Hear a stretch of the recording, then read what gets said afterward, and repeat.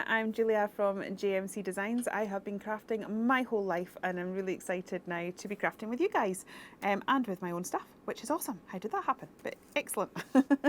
So today we're going to go back to basics. I'm just going to do a really simple card with some very simple stamping and some very simple paper techniques, and we can just see how quickly you can put a card together. We can have a 5-minute slot and be creative within that and accomplish something gorgeous. So let's get started with that. I am going to be using a dotty stamp.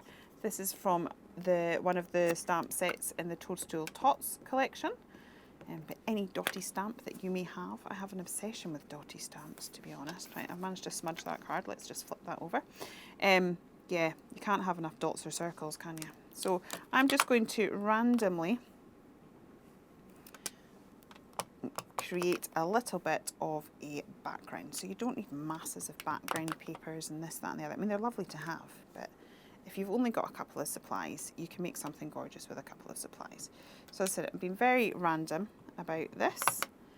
Let's have another bit up here, just because we can. Right.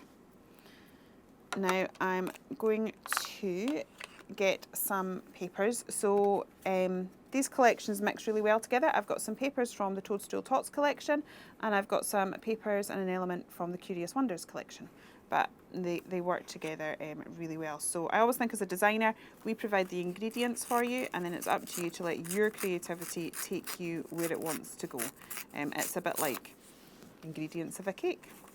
You know, the flour and eggs and all of that, they're not overly exciting, but when you put them together, that's when the magic happens. So it's you guys that create the magic by just sort of mixing things up and making it your own. So I'm going to grab that down. Now for me now, there's not dots on this side. That's going to bother me. So when you realise that, that's fine. We're just going to add another little section just there. And then I'll know that I'm going to have some dots peeking out this side too. So let's get that down. There we go. See, it just looks far more balanced now for me. And then I'm going to tear this as well. Tearing is great because you don't have to worry about straight lines. Measuring, don't do any of those things. Don't do measuring. My creative brain just can't cope with measuring, but we can manage, see? Right, so I'm just going to glue those down. And I am going to hope that my glue works. This is fabulous glue as well. This is Mr. Phil Martin's glue, Sentimentally Yours, which I bought with my very own pennies from Hochanda because I shop here too, a lot. Yep. We're all obsessed, aren't we? Once crafting obsession hits, that's it. So I'm going to pop that there and just reach for my scissors, and then we will just neaten that off like so. And this is where the lack of measuring actually works really well, because sometimes I can guarantee if I'd measured that, I'd have been slightly short or slightly squint or slightly off, but that's perfect. So it's the way to go. Right, I'm also then just going to pop this in here as a little bit of a feature. So the thing I always like to do, I think if you've seen my work, you'll see that I do this all the time. So if I'm repeating myself, I'm sorry, but you know, you might be watching for the first time. We're just going to frame this by adding a black line around it. It just helps to draw the eye in. The more we do this, the more people will actually focus on the project. And if we've spent time and effort making a project, we want people to see it. So I'm going to do that, and then I'm also going to do the same thing around the whole card. Normally I would actually use a wider chisel nib for this, but I don't seem to have it with me today. But just make whatever you have in your stash work, and don't worry about that, we'll sort that in a minute. Right, so that's that down, and then let's get that in the centre here. Like so. Now I'm going to pull out some of my other little stamps. If you're confident with doodling, you can just do this part doodling.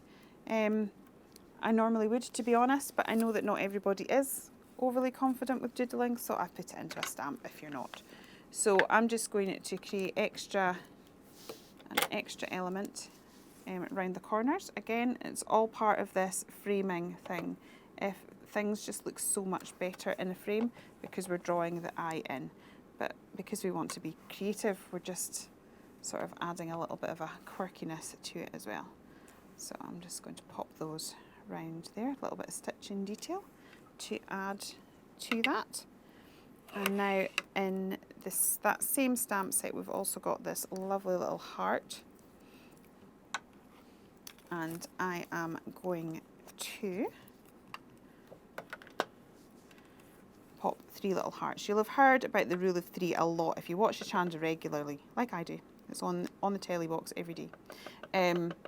You'll hear lots of demonstrators talk about the rule of 3. And it's quite often because the brain can't choose. It likes to do this or that. So if you have 2 things in front of you, it'll be this or that, and it will focus on either one of those things. Once you put the third in the mix, it doesn't know where to look, which is fine, because then that's when it starts being seen as a whole rather than separate things. So people see the creative piece as a whole then, and that's why the rule of 3 works really, really well when we're doing something creative. Now, because I used distress ink on that, obviously it's got a distressed feel, and the rest of the card doesn't, so I don't really want to go with that. So I'm now just going to sort of doodle a little edge to that. Now my biggest tip as well, if you kind of think, oh, that's a real mess, is just go with that. So we'll put in a few little zigzaggies round about it, and all of a sudden it looks like it's meant to be. And I'm going to just doodle some little squiggly lines.